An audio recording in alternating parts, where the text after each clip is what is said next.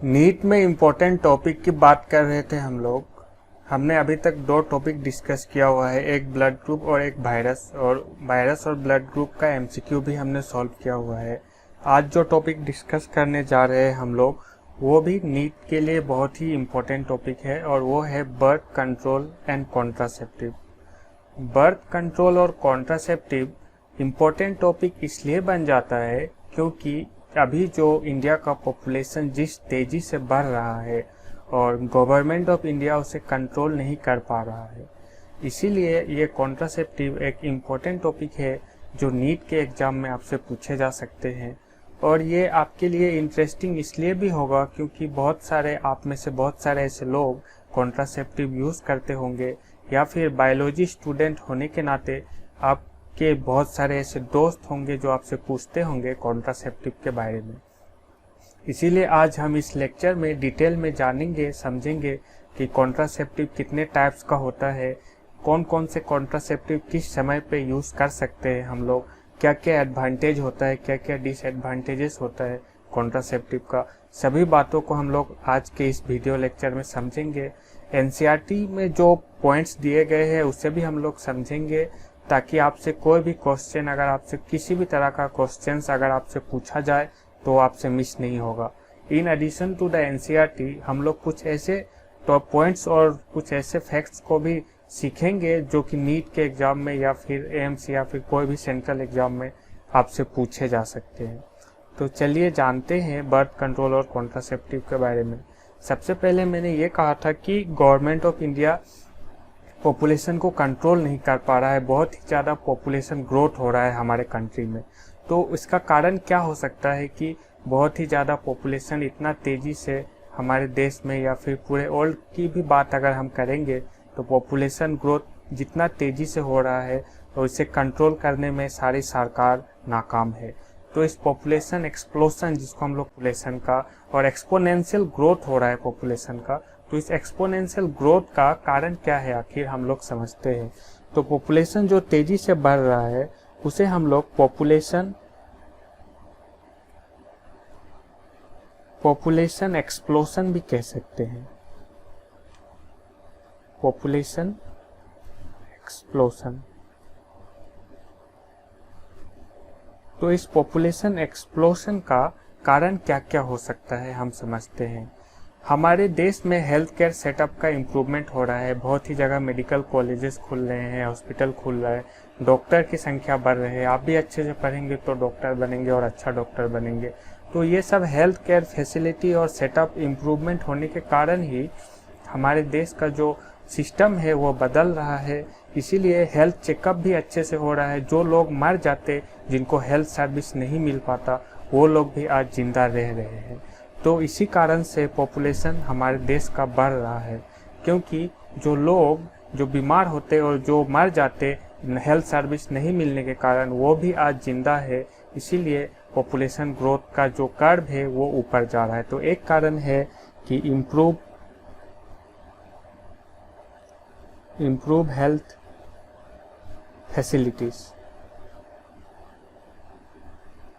Facilities का improvement हो रहा है। डॉक्टर्स, हॉस्पिटल की जो नंबर है वो बढ़ रहे हैं और जो लिविंग कंडीशन है वो भी इम्प्रूव हो रहा है। पहले के लोग जो रहते थे वो बहुत ही पॉवर्टी में रहते थे और पॉवर्टी के कारण आपको पता हो सकता है बहुत ही तरह का डिसीज़ हो सकता है, जैसे कि कम्युनिकेबल डिसीज़ हो सकता है और बहुत तरह का डिसीज़ जो पॉवर्टी के कारण हो सकता है। माल न्यूट्रिशन हो सकता है, न्यूट्रिशन पुअर हो सकता है किसी इंडिविजुअल का, अगर वो ठीक से खाना पीना नहीं खा रहा है। तो लिविंग कंडीशन भी बढ़ रहा है इंसान का, वो भी एक कारण है जो पॉपुलेशन ग्रोथ का कर्व को ऊपर की तरफ लेके जा रहा है। तो इम्प्रूव लिविंग कंडीशन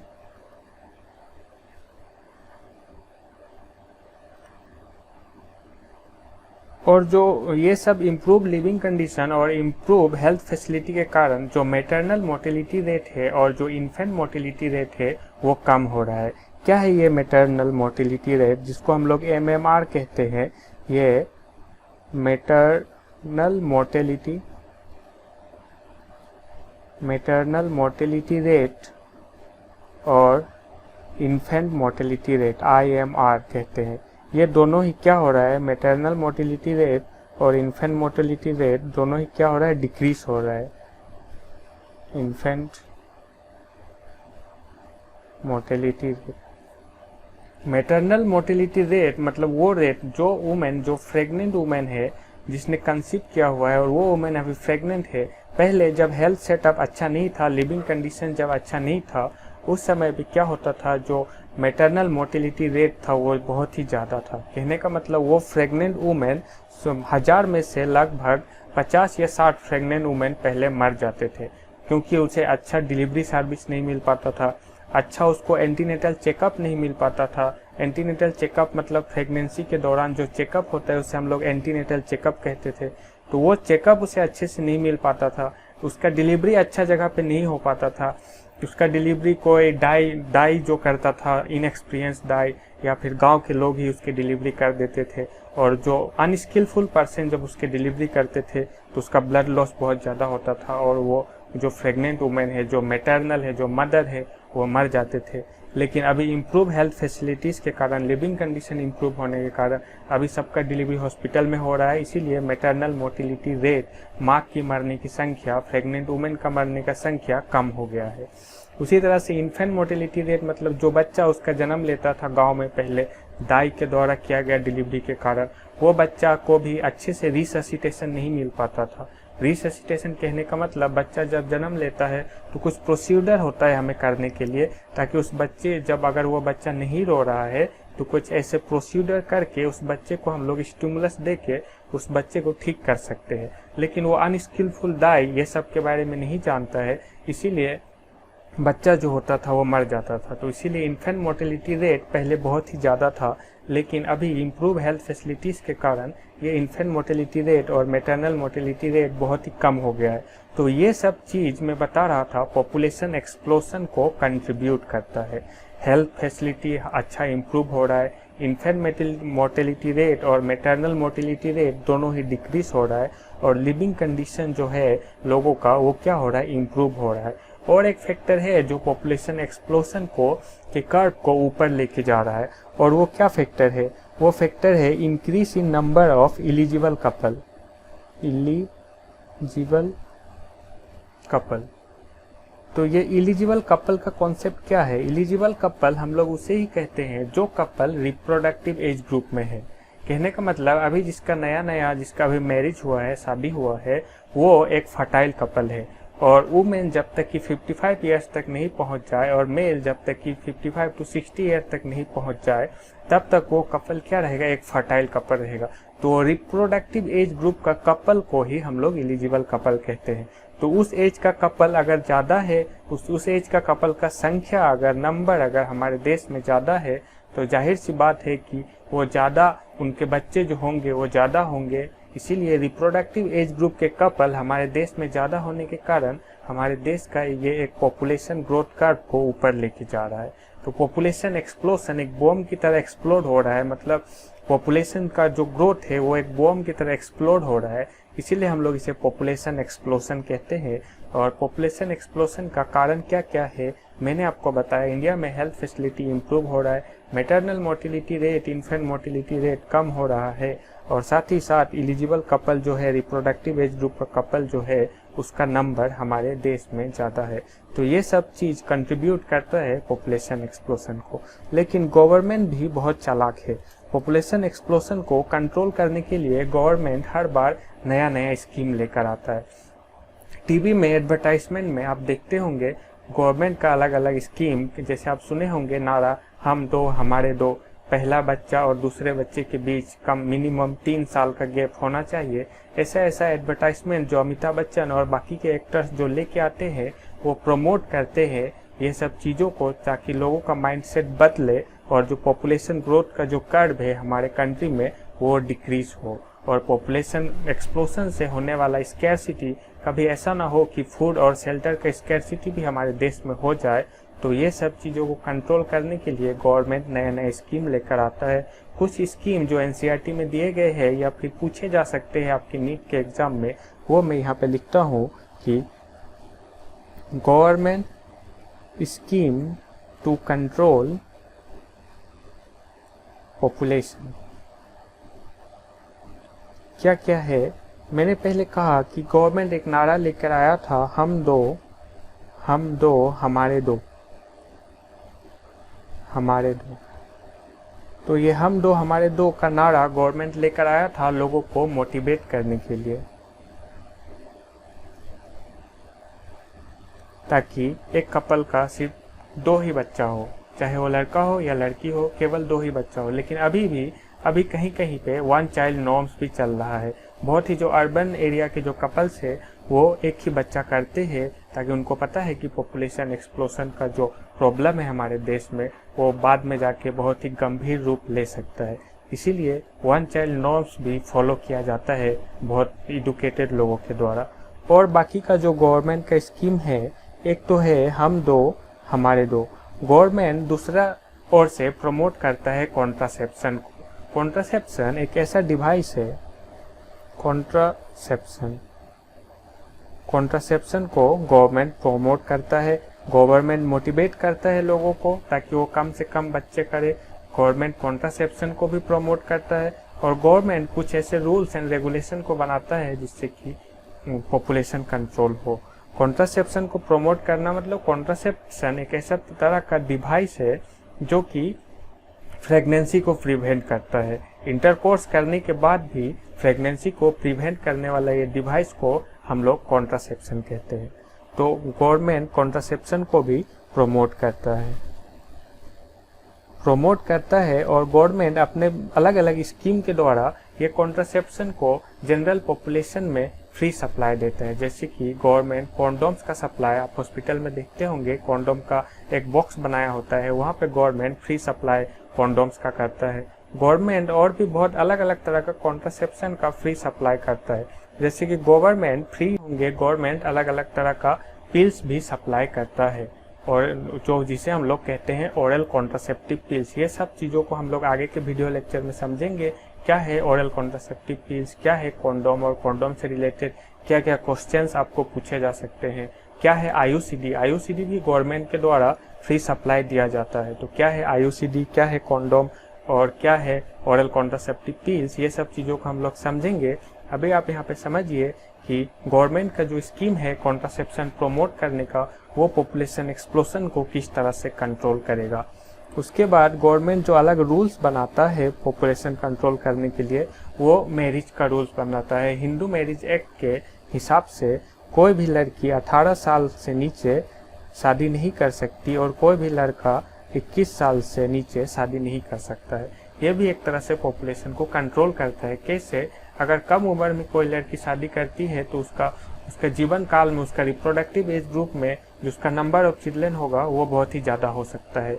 वही बात लागू होता है लड़का पे। अगर लड़का कम उम्र में शादी करता है तो पहला बच्चा उसका बहुत जल्दी होगा, उसका जो रिप्रोडक्टिव एज ग्रुप में जितने भी बच्चे होंगे उसकी संख्या बहुत ही ज़्यादा होगा। तो ये नॉर्म्स बनाकर कि शादी लड़की का 18 साल में होना चाहिए और लड़का का 21 साल में होना चाहिए, ये एक तरह से पॉपुलेशन को भी कंट्रोल करता है। अभी तो हाल फिलहाल में मैं सुन रहा हूँ कि लड़की के लिए जो नॉर्म्स है वो भी 21 साल कर दिया जाने वाला है। तो ये सब स्कीम है गवर्नमेंट का पॉपुलेशन को कंट्रोल करने के लिए। तो अभी हम लोग कॉन्ट्रासेप्शन को अच्छे से पढ़ेंगे। ये बर्थ कंट्रोल का गवर्नमेंट का स्कीम था, हमने समझा पॉपुलेशन एक्सप्लोशन क्यों हो रहा है हमने समझा, और गवर्नमेंट का जो एक स्कीम है कॉन्ट्रासेप्शन प्रमोट करने का, उस कॉन्ट्रासेप्शन को हम लोग अभी डिटेल्स में पढ़ने जा रहे हैं, क्योंकि ये एक इम्पोर्टेंट टॉपिक है और आपके लिए एक इंटरेस्टिंग टॉपिक भी होना चाहिए। बायोलॉजी स्टूडेंट होने के नाते आपसे कोई पूछ सकता है कॉन्ट्रासेप्शन के बारे में कि मुझे बताओ इसका एडवांटेज डिसएडवांटेज, कौन सा मैं यूज़ करूँ। तो आपको सजेशन देने के लिए भी यह टॉपिक काम आएगा। और नीट के लिए तो मैं बता ही रहा हूँ, ये एक बहुत ही इम्पोर्टेंट टॉपिक है, क्योंकि ये हॉट टॉपिक है अभी जो चल रहा है पॉपुलेशन एक्सप्लोशन। और ऐसा एक भी साल नहीं है नीट में जिससे इस टॉपिक से और कॉन्ट्रासेप्शन टॉपिक से क्वेश्चन नहीं पूछा गया हो। इसीलिए मैं सारे चीज़ों को एक साथ आन कर, एनसीईआरटी की चीज़ों को और एक दो बाहर की चीज़ों को मैं एक साथ आन कर मैं आपको पढ़ा रहा हूँ। और मेरा ये नोट्स पढ़ने के बाद और मेरा ये वीडियो लेक्चर देखने के बाद आपसे कोई भी क्वेश्चन मिस नहीं होगा। तो चलिए जानते हैं हम लोग कॉन्ट्रासेप्शन के बारे में कि क्या है कॉन्ट्रासेप्शन।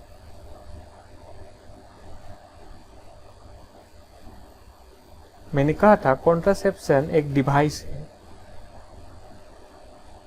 device which prevent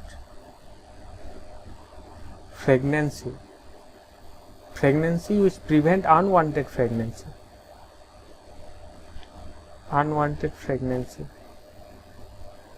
अगर आप नहीं चाहते हैं तो आप प्रेग्नेंट नहीं होंगे अगर आप ये कॉन्ट्रासेप्शन यूज़ करेंगे तो, इसीलिए मैं कह रहा हूँ अनवांटेड प्रेगनेंसी। अगर आप नहीं चाहते हैं तो आप प्रेग्नेंट नहीं होंगे अगर आप ये कॉन्ट्रासेप्शन यूज़ करेंगे तो।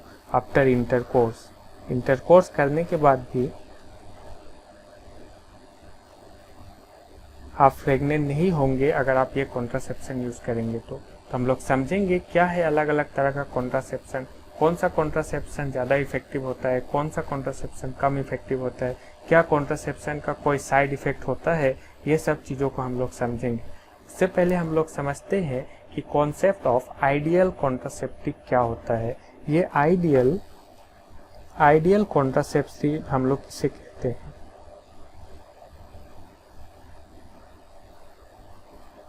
आइडियल कॉन्ट्रासेप्टिव कहने का मतलब बेस्ट कॉन्ट्रासेप्टिव, ऐसा कॉन्ट्रासेप्टिव जिसका इफेक्टिवनेस बहुत ही ज़्यादा हो, जिसका साइड इफेक्ट बहुत ही कम हो, तो इस तरह का कॉन्ट्रासेप्टिव को हम लोग आइडियल कॉन्ट्रासेप्टिव कहेंगे। क्या क्या कैरेक्टरिस्टिक होना चाहिए कॉन्ट्रासेप्टिव के पास जिससे हम उसे आइडियल कॉन्ट्रासेप्टिव कह सकते हैं? अभी तक का निकला गया कोई भी कॉन्ट्रासेप्टिव मेथड आइडियल नहीं है, क्योंकि हो सकता है वो एक चीज़ में ज़्यादा एडवांस हो, एक चीज़ में कम एडवांस हो। कहने का मतलब है हो सकता है कोई कॉन्ट्रासेप्टिव इजीली अवेलेबल हो लेकिन वो एफोर्डेबल नहीं हो, उसका दाम बहुत ही ज़्यादा हो सकता है कोई कॉन्ट्रासेप्टिव यूज़ करने में बहुत ही आसान हो लेकिन उसका फेलियर रेट ज़्यादा हो, मतलब वो यूज़ करने के बाद भी हम प्रेगनेंसी को कंट्रोल नहीं कर पा रहे हैं। जैसे कि कॉन्डोम का एग्जांपल से मैं समझा सकता हूँ आपको। कॉन्डोम बहुत ही इजीली अवेलेबल है और बहुत ही कम प्राइस में मिलता है, लेकिन कॉन्डोम का फेलियर रेट बहुत ज़्यादा है। कॉन्डोम का टेयर होने के कारण स्पर्म जो कि है वो वेजाइना और में जा सकता है और जाके उस वुमेन को या फिर उस लेडी को प्रेग्नेंट कर सकता है, कॉन्डोम टेयर होने के कारण ड्यूरिंग इंटरकोर्स। तो हम कह सकते हैं वो एक आइडियल कॉन्ट्रासेप्टिव नहीं है क्योंकि उसका फेलियर रेट बहुत ही ज़्यादा है। तो आइडियल कॉन्ट्रासेप्टिव होने के लिए क्या क्या कैरेक्टरिस्टिक पॉइंट होना चाहिए, और साथ ही साथ मैं आपको ये भी बता रहा हूँ कि अभी तक कोई भी कॉन्ट्रासेप्टिव ऐसा निकला नहीं है जो कि ये आइडियल कॉन्ट्रासेप्टिव हो और ये जो मैं यहाँ लिखने वाला हूँ वो सब पॉइंट को जाके वो फिट आता हो। तो समझेंगे हम लोग ये आइडियल कॉन्ट्रासेप्टिव का कॉन्सेप्ट क्या है। ये आइडियल कॉन्ट्रासेप्टिव जो है ये यूजर फ्रेंडली होना चाहिए। यूजर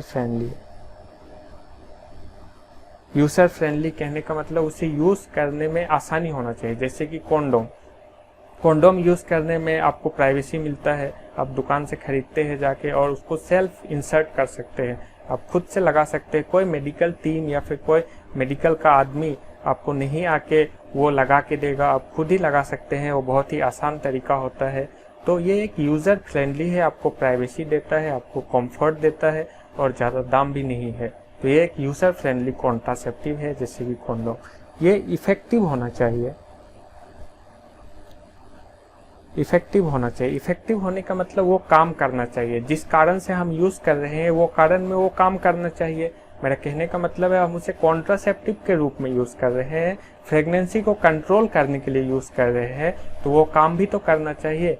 जैसे हम कॉन्डोम को यूज़ करते हैं प्रेग्नेंट नहीं होने के लिए, तो प्रेग्नेंट नहीं होने के लिए वो काम भी तो करना चाहिए। अगर उसका फेलियर रेट बहुत ही ज़्यादा हो, तो उसका इफेक्टिवनेस बहुत ही कम हो, तो वो एक आइडियल कॉन्ट्रासेप्टिव नहीं होगा। हालांकि सभी कॉन्ट्रासेप्टिव का कुछ ना कुछ फेलियर रेट होता है। हम समझेंगे कौन से कॉन्ट्रासेप्टिव का फेलियर रेट ज़्यादा होता है, कौन से कॉन्ट्रासेप्टिव का फेलियर रेट कम होता है। तो हाईली इफेक्टिव कॉन्ट्रासेप्टिव हम लोग उसे ही कहेंगे जो प्रेगनेंसी को कंट्रोल करने में बहुत ही ज़्यादा इफेक्टिव हो, वो इसीलिए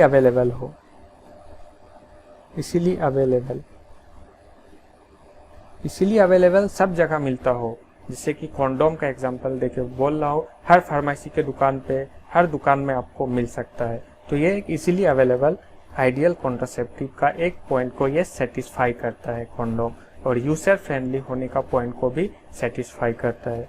और साइड इफेक्ट लीस्ट होना चाहिए, लीस्ट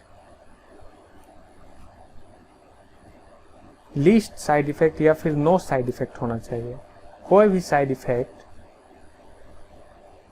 साइड इफेक्ट नहीं होना चाहिए।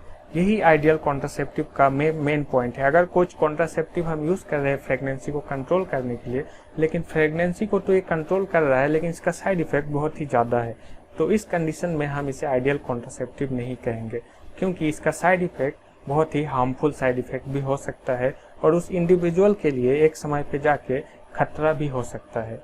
तो इसीलिए आइडियल कॉन्ट्रासेप्टिव का एक पॉइंट ये भी है कि कॉन्ट्रासेप्टिव आइडियल वही होगा जिसका लीस्ट या फिर कोई भी साइड इफेक्ट नहीं होगा, और साथ ही साथ सेक्सुअल प्लेजर या सेक्सुअल ड्राइव में कोई भी इंटरफेरेंस नहीं करना चाहिए। शुड नॉट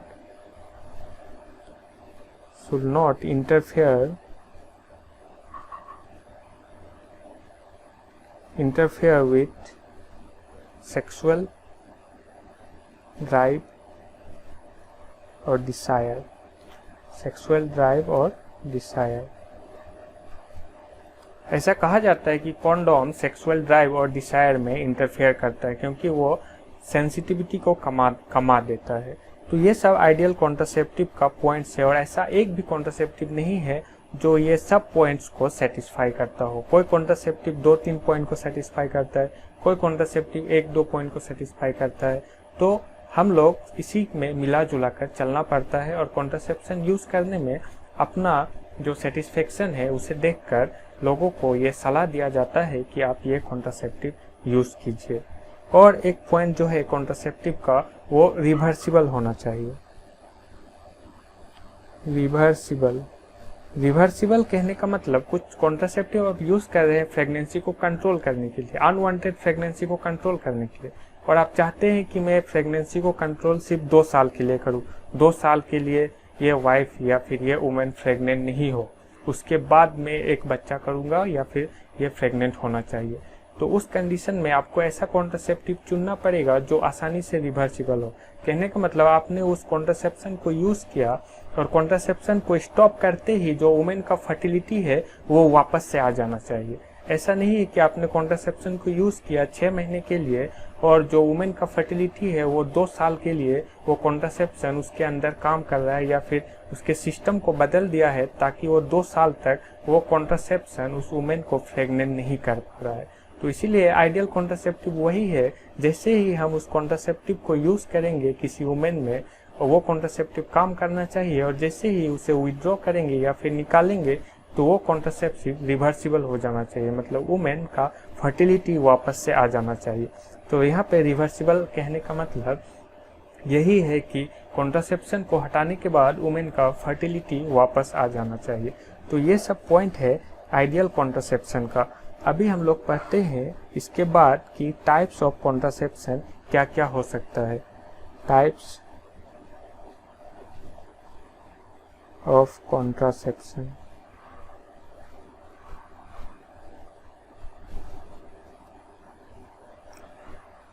सबसे पहला टाइप कॉन्ट्रासेप्शन का, जिसको मैं ए लिख रहा हूं यहाँ पे ए, वो है नेचुरल मेथड। Natural method. हालांकि नेचुरल मेथड कोई डिवाइस नहीं है, लेकिन ये कॉन्ट्रासेप्शन का एक टाइप है। हम लोग समझेंगे कि नेचुरल मेथड ऑफ कॉन्ट्रासेप्शन में कैसे नेचुरली प्रेगनेंसी को प्रिवेंट किया जा सकता है। तो नेचुरल मेथड में हम लोग कोई डिवाइस नहीं यूज कर रहे हैं कॉन्ट्रासेप्शन का, और नेचुरल मेथड को हम लोग ट्रेडिशनल मेथड भी कहते हैं। ट्रेडिशनल मेथड, क्योंकि ये नेचुरल मेथड बहुत ही पहले से यूज होते आ रहा है। डिवाइस जो कॉन्ट्रासेप्टिव डिवाइसेस है, वो कॉन्ट्रासेप्टिव डिवाइसेस का निकलने का पहले से ये मेथड यूज होते आ रहा है, इसीलिए इस नेचुरल मेथड को हम लोग ट्रेडिशनल मेथड कहते हैं। ये स्पर्म और ओवम का चांस को कमा देता है, स्पर्म का ओवम से जाके मिलने का चांस को ये कमा देता है। ये दूर रखता है स्पर्म और ओवम को, और जब स्पर्म और ओवम एक साथ नहीं आएंगे तो फर्टिलाइजेशन भी नहीं होगा, जाइगोट का फॉर्मेशन भी नहीं होगा, और वो वुमेन प्रेग्नेंट भी नहीं होगी। तो किस तरह से नेचुरली हम लोग स्पर्म और ओवम का मीटिंग को कमा सकते हैं। तो पहला मेथड है नेचुरल मेथड ऑफ कॉन्ट्रासेप्शन का, जिसे हम लोग ट्रेडिशनल मेथड भी कहते हैं। तो नेचुरल मेथड में जो पहला आता है वो है पीरियोडिक एब्स्टिनेंस। पीरियोडिक एब्स्टिनेंस का कॉन्सेप्ट को हम लोग समझेंगे। पीरियोडिक एब्स्टिनेंस को हम लोग कैलेंडर मेथड भी कहते हैं। क्या है ये कैलेंडर मेथड, क्या है पीरियोडिक एब्स्टिनेंस? बहुत सारा बायोलॉजी स्टूडेंट और नॉन बायोलॉजी स्टूडेंट के बीच में भी ये कन्फ्यूजन रहता है कि किस तरह से हम लोग पीरियोडिक एब्स्टिनेंस को इंटरकोर्स में यूज़ कर सकते हैं। तो आइए इसका कॉन्सेप्ट समझते हैं कि क्या है पीरियोडिक एब्स्टिनेंस और क्या है कैलेंडर मेथड का कॉन्सेप्ट। नॉर्मली आपको पता होगा जो मेंस्ट्रुअल साइकिल का जो ड्यूरेशन है वो 28 डेज का होता है, 28 डेज का होता है। और ओवुलेशन किस दिन होता है? नॉर्मली 28 डेज का मेंस्ट्रुअल साइकिल में ओवुलेशन डे 14 को होता है, डे 14 को होता है। और पहला 4 से 5 दिन क्या होता है? पीरियड्स होता है, जिसको हम लोग मेंस्ट्रुअल ब्लड फ्लो कहते हैं। पहला 4-5 दिन पीरियड होगा और डे 1 ऑफ मेंस्ट्रुअल साइकिल हम लोग किसे लेंगे? पहला दिन जो पीरियड होगा, पहला दिन जो ब्लीडिंग होगा, उस दिन हम लोग डे 1 ऑफ मेंस्ट्रुअल साइकिल लेंगे, डे 1 ऑफ मेंस्ट्रुअल साइकिल। और पहला 4-5 दिन क्या होगा? मेंस्ट्रुअल ब्लड फ्लो होगा। ओवुलेशन किस दिन हो रहा है? डे 14 को हो रहा है। तो आप ही सोचिए, ओवुलेशन डे 14 को हो रहा है और जो ओवम जो निकल रहा है उसका लाइफ स्पान कितना होता है? तो मैं आपको बता रहा हूँ, जो ओवम जो ओवरी से निकल रहा है और जो फैलोपियन ट्यूब में जो आ रहा है उसका life span minimum 24 to 48 hours तक रहता है, मिनिमम 24 to 48 आवर तक रहता है। और स्पर्म का लाइफ स्पान मैं आपको बता रहा हूँ, ये ओवम का लाइफ स्पान है और स्पर्म का लाइफ स्पान मैक्सिमम 5 डेज तक रहता है, 5 डेज तक रहता है स्पर्म का लाइफ स्पान 5 डेज तक रहता है। और ओवुलेशन डे 14 को होता है। ओवुलेशन बीच में होता है, मतलब 14 days prior to the last menstrual period, मतलब 28 डेज का साइकिल में ओवुलेशन डे 14 को होगा। अभी आप यहाँ तक बात को समझिए। वो 15th डे पे भी हो सकता है, वो 13 डे पे भी हो सकता है, एक दिन इधर उधर जा सकता है, लेकिन ये उसी के आसपास होगा, डे 14 के आसपास होगा। ये 13 डे पे भी हो सकता है, ये 14th डे पे भी हो सकता है, या फिर ये 15th डे पे भी हो सकता है। तो मैक्सिमम ये 15th डे पे भी हो सकता है। अगर ये 15th डे पे हुआ और इसका लाइफ स्पान अगर 24 to 48 आवर हुआ, तो ये 15 डे पर होने के कारण इसका अगर लाइफ स्पान 24 to 48 आवर है तो ये 16 और 17 डे तक ये फैलोपियन ट्यूब में रह सकता है। तो कितना दिन तक रह सकता है? 17th डे तक रह सकता है। अगर ये 15 डे पे अगर ओवुलेशन होता है और उसका लाइफ स्पान अगर 24 to 48 आवर है तो वो 17th डे तक फैलोपियन ट्यूब में रह सकता है। और आगे का कॉन्सेप्ट हम लोग समझते हैं। अगर स्पर्म का लाइफ स्पान अगर 5 डेज का है, 4 to 5 डेज का है, तो अगर डे 10 में अगर कोई भी इंडिविजुअल डे 10 में अगर इंटरकोर्स करता है तो वो डे 10 में किया गया इंटरकोर्स, उसका स्पर्म जो है वो सर्विक्स में छुपा हुआ रहेगा, यूट्रस में भी वो स्पर्म रह सकता है। और डे 14 पे या फिर डे 13 पे अगर ओवुलेशन होता है तो वो छुपा हुआ स्पर्म जाके उसको फर्टिलाइज कर सकता है, क्योंकि स्पर्म का लाइफ स्पान 5 दिन का है। तो डे 10 में किया गया इंटरकोर्स भी डे 14 में निकला हुआ ओवम को जाके फर्टिलाइज कर सकता है। तो ये कॉन्सेप्ट आपको समझना है। इसीलिए डे 10 से लेकर डे 17 को हम लोग क्या कहते हैं? फर्टाइल पीरियड कहते हैं। इस तरह से आपको नहीं समझाया गया होगा एनसीईआरटी में, या फिर बहुत कम लोग आपको इस तरह से समझाते हैं कि क्या है कॉन्सेप्ट फर्टाइल पीरियड का। तो मैं यहाँ पे बताता हूँ फर्टाइल पीरियड का कॉन्सेप्ट क्या है। ओवम जो है वो डे 13 पे भी रिलीज हो सकता है, डे 14 पे भी और डे 15 पे भी। डे 14 के आसपास वो एक दिन आगे एक दिन पीछे कभी भी रिलीज हो सकता है। और अगर ओवम डे 15 के दिन रिलीज हुआ तो हम लोग मैक्सिमम टाइम को लेकर चलेंगे। मैक्सिमम टाइम वो ओवम का लाइफ स्पान है वो है 2 डेज का, तो डे 16 और डे 17। और जो स्पर्म का लाइफ स्पान है वो 5 डेज का रहता है। तो डे 10 में भी अगर कोई इंटरकोर्स करता है तो वो स्पर्म जाके डे 14 को भी फर्टिलाइज कर सकता है, क्योंकि स्पर्म का जो लाइफ स्पान है वो 5 डेज का है। इसीलिए फर्टाइल पीरियड कब से कब तक हो जाता है? तो ये 10 डे से 17 डे तक हो जाता है अकॉर्डिंग टू एनसीईआरटी बुक। तो ये है कॉन्सेप्ट फर्टाइल पीरियड का। तो फर्टाइल पीरियड को हम लोग अनसेफ पीरियड भी कहते हैं, क्योंकि इस टाइम पे प्रेग्नेंट हो सकता है वो लेडी अगर इस टाइम पे अगर इंटरकोर्स करे तो वो प्रेग्नेंट हो सकता है। तो इंटरकोर्स कब करने से प्रेगनेंसी होने का चांस बहुत कम रहता है, वो है पहला 1 डे से लेकर डे 9 तक और 18 डे से लेकर 28 डेज तक।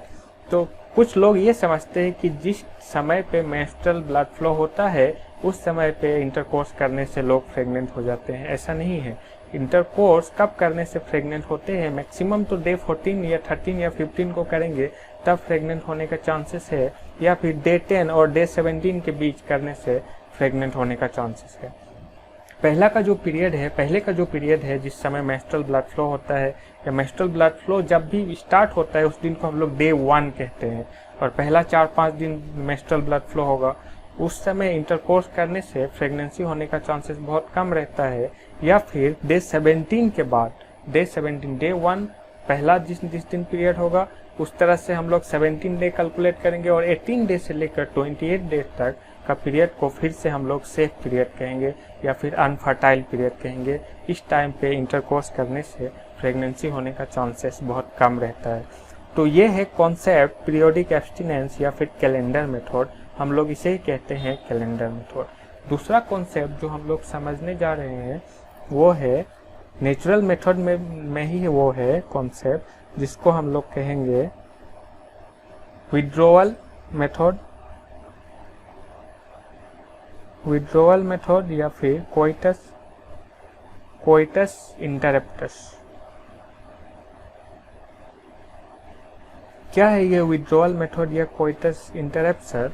ये ऐसा मेथड है इंटरकोर्स करने के टाइम पे जैसे ही मेल पार्टनर को ये लगेगा कि उसका स्पर्म जो है वो अभी रिलीज होने वाला है, उस टाइम पे वो मेल पार्टनर क्या करेगा, अपना पेनिस को वेजाइना के बाहर विड्रॉ कर लेगा ताकि जो स्पर्म है वो वेजाइना के अंदर रिलीज ना हो, वो कहीं बाहर रिलीज हो। इस मेथड को हम लोग विड्रोवल मेथड कहते हैं या कोइटस इंटरप्टस मेथड कहते हैं। लेकिन ये बहुत ही रिस्की मेथड है। हो सकता है टाइम पे या फिर सही समय पे वो मेल पार्टनर अपना पेनिस को विड्रॉ नहीं कर पाए और कुछ स्पर्म जो है वो वेजाइना के अंदर चले जाए और वेजाइना से सर्विक्स से होते हुए यूट्रस से होते हुए वो फेलोपियन ट्यूब में चले जाए और वो वुमेन प्रेग्नेंट हो जाए। ये कोइटस इंटरप्टस मेथड बहुत ही इनइफेक्टिव मेथड है और ये ना ही यूज़ करना चाहिए। ये मेथड अगर आप कॉन्ट्रासेप्शन यूज़ कर रहे हैं तो ये मेथड बहुत ही एक रिस्की मेथड है कोइटस इंटरप्शन। इस कोइटस इंटरप्टस मेथड में जो मेल पार्टनर है वो अपना पेनिस को विड्रॉ कर लेता है वेजाइना के बाहर, जिससे ही उसे लगता है कि उसका स्पर्म रिलीज होने वाला है। तो ये भी दूसरे तरह का एक नेचुरल मेथड है। तीसरा तरह का जो नेचुरल मेथड है उसको हम लोग कहते हैं लैक्टेशनल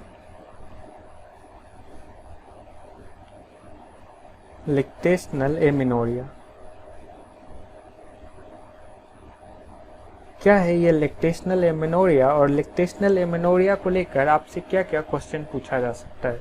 लैक्टेशनल एमेनोरिया एक नेचुरल तरह का कॉन्ट्रासेप्टिव मेथड है या फिर नेचुरल तरह का कॉन्ट्रासेप्शन का एक टेक्निक है। कहने का मतलब लैक्टेशनल कहने का मतलब ब्रेस्ट फीडिंग मदर। जो मदर अपने चाइल्ड को या फिर जो मदर अभी जिस मदर का भी डिलीवरी हुआ है और वो अपने बच्चे को ब्रेस्ट फीडिंग करा रही है। आपको पता होगा कि पहले 6 महीने तक बच्चे को सिर्फ ब्रेस्ट फीडिंग कराया जाता है और जो मदर अपने बच्चे को ब्रेस्ट फीडिंग करवा रही है और ब्रेस्ट फीडिंग करने के कारण उस मदर से एक हार्मोन निकल रहा है, वो हार्मोन का नाम है प्रोलैक्टिन हार्मोन। ये प्रोलैक्टिन हार्मोन क्यों निकलता है? जब भी उस मदर का बेबी निप्पल को सक करता है तो एक रिफ्लेक्स मैकेनिज्म जनरेट होता है और रिफ्लेक्स मैकेनिज्म जनरेट होने के कारण पिट्यूटरी ग्लैंड से मदर का पिट्यूटरी ग्लैंड से एक हार्मोन निकलता है प्रोलैक्टिन, और ये मिल्क रिलीजिंग हार्मोन है। जो प्रोलैक्टिन है ये मिल्क सिक्रेटिंग हार्मोन है और बेबी जब मदर का निप्पल को सक करता है तो ये हार्मोन एक रिफ्लेक्स मैकेनिज्म के थ्रू जनरेट होता है और ये हार्मोन ब्रेस्ट में जाके मिल्क का सेक्रेशन करवाता है। ये हार्मोन ना ही सिर्फ मिल्क का सेक्रेशन करवाता है बल्कि ये हार्मोन एक दूसरे हार्मोन को इनहिबिट करता है, और ये हार्मोन जिस हार्मोन को इनहिबिट करता है उस हार्मोन का नाम है GnRH गोनाडोट्रोपिन रिलीजिंग हार्मोन। इसे हम लोग कहते हैं गोनाडोट्रोपिन रिलीजिंग हार्मोन। तो इस गोनाडोट्रोपिन रिलीजिंग हार्मोन को ये क्या करता है, इनहिबिट करता है। और जब ये गोनाडोट्रोपिन रिलीजिंग हार्मोन को इनहिबिट करता है तो आपको पता होगा गोनाडोट्रोपिन रिलीजिंग हार्मोन का काम क्या है। गोनाडोट्रोपिन रिलीजिंग हार्मोन का काम है कि ये फॉलिकुलर स्टिमुलेटिंग हार्मोन और ल्यूटिनाइजिंग हार्मोन का रिलीज करवाएगा। लेकिन जो कि ये प्रोलैक्टिन गोनाडोट्रोपिन हार्मोन को इनहिबिट कर रहा है तो क्या होगा, फॉलिकुलर स्टिमुलेटिंग हार्मोन और ल्यूटिनाइजिंग हार्मोन रिलीज नहीं होगा। और आपको पता है जो फॉलिकुलर और ल्यूटिनाइजिंग हार्मोन जो है ये ओवरी में जाके फॉलिकुलर का डेवलपमेंट करवाता है, और जो ल्यूटिनाइजिंग हार्मोन है ये क्या करवाता है, एलएच सर्ज करवाता है। और एलएच सर्ज होने के कारण ही क्या होता है, ओवुलेशन होता है, और ओवुलेशन होता है तो ओवम रिलीज होता है।